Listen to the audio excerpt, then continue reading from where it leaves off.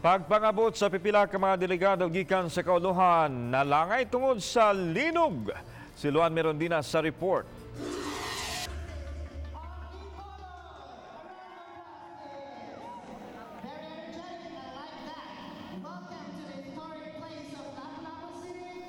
Nangabot na karong adlaw ang mga youth pilgrims nga ipahimutang sa dakbayan sa Lapu-Lapu pinaagi sa mga foster family sa matag parokya. Usa sa labing unang naabot ang managhigalang sila si Jennifer Roncales, Maria Antoinette Nunez ug Roan Joy Paglinawan.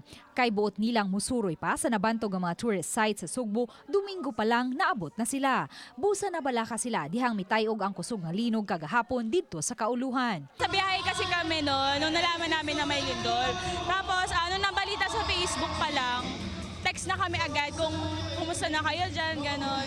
Kasi nag-aalala din kami, mas nag-aalala kami dito kasi malayo kami sa kanila. Okay naman daw po sila, yung mga parents namin. Pero iba daw po yung lindol kahapon. Bali nagulat din sila. Samtang ang laing 20 panila ka mga kaubang youth pilgrims gikan sa Archdiocese of Caloocan kansang flight schedule karong adlaw na delay usab.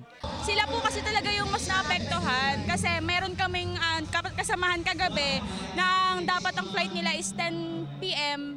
Canceled po yung flight nila, tapos nag-rebook po sila ulit.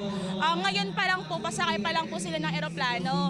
Tapos yung iba po, delayed naman po yung flight ng mga halos 2 hours po. So yung iba po, nandoon pa lang po sa airport ngayon, nag-aantay pa po sila ng sundo na bus papunta po dito.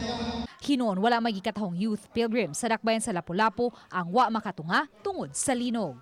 Uban ni Renante Quiñones, Luan Merondina, Balitang Bisdak.